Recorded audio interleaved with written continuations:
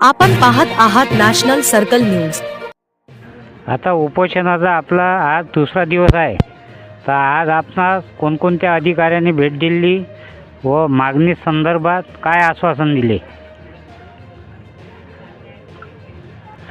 तसंच आम्ही कालपासून 1 एप्रिलपासून उपोषणाला बसलेलो होतो आणि कालपासून आम्ही उपोषण करत असताना आजचा आमचा दुसरा दिवस निघालेला आहे आणि दुसऱ्या दिवशी आम्हाला आमच्या 3 मागण्या असताना आमच्या त्यातल्या 2 मागण्या पूर्ण झालेल्या आहे। पहिली मागणी म्हणजे 95/5 अंतर्गत आमच्या इथं जे काम मंजूर केलेलं होतं, 40 लाख रुपये मंजूर कामात होते, त्याच्यामध्ये 2 कामं होते, 2 कामं म्हणून ते 95/5 मध्ये काम मंजूर झालेलं होतं आणि 2 वर्ष झाले त्या कामाला चालढकल चालू होती।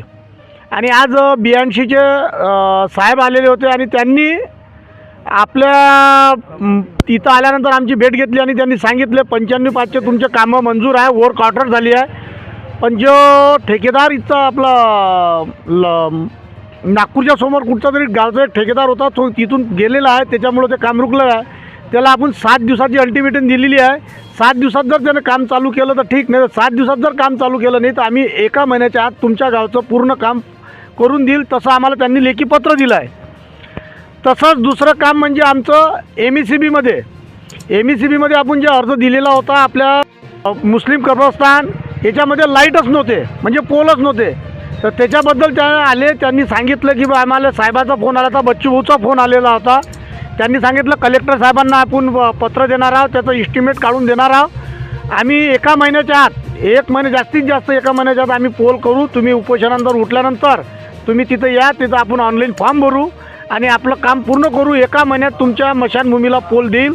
दुसरं म्हणजे आपली इथं बौद्ध स्मशानभूमी आहे, त्याच्यातले शेतीच्या कारणास्तव ते पंप बंद करायचे होते, त्याचे ते ताराचे गाले काढले होते आणि त्यांना मी आज सांगितलं का बा त्यांना 2 तारा द्या, 1 न्यूट्रल आणि 1 फ्यूज, असं देऊन त्यांना तार ओढून द्या। तर त्यांनी सांगितलं की आम्ही उद्याच्या उद्या किंवा परवा हे तारं ओढून बौद्ध स्मशानभूमीची लाईन चालू करून देतो ना। आपल्याला जे हिंदू स्मशानभूमी आहे आणि मुस्लिम कब्रस्तान आहे, ह्या लाईनसाठी कलेक्टर साहेबांना पत्र व्यवहार करून त्यांच्यासोबत बोलणं करून आपण DPCमध्ये मार्फत पैसे मंजूर करून तुमचे पोलाचं काम तरुत काम करून राहिला। आमचा तिसरा मुद्दा म्हणजे आवश्यक महत्त्वाचा मुद्दा आहे, तो आहे म्हणजे आम्हाला बायपास रोड।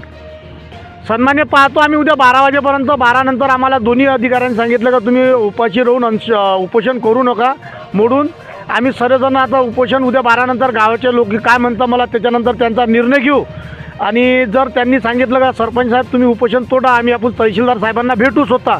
जर गावातली लोकांनी जर म्हटलं मला 12 वाजता उपोषण तोडा तर मी उपोषण तोडन आणि 12 हे सोमवारी आम्ही गावातील 15 ते 20 लोक जाऊन तहसीलदार मॅडमची भेट घेणार आणि बायपास रोडसाठी त्यांच्या चर्चा करून त्यांच्यापासून आम्ही बायपास रोड चालू करून घेऊ। कोण का उन्हाळ्याचे दिवस आहे आणि कोणाच्या शेतीत काही आहे नाही। आणि तसंही महसूल मंत्र्याचं म्हणजे बावनकुळे साहेबाचं सांगणं आहे, कोणी जर आपला रस्ता आवडत असेल कास्तकार त्याला कोणती शासनाची स्कीम भेटणार नाही, त्याच्यावर गुन्हा दाखल होईल, हे बावनकुळे साहेबाचं स्टेटमेंट आहे। म्हणून आता आम्ही त्यांच्याच बोलण्यानुसार काम करणार आणि तहसीलदार मॅडमांना भेटून आमचं बाकी राहिलेलं मार्ग लावणार आहे कामाला।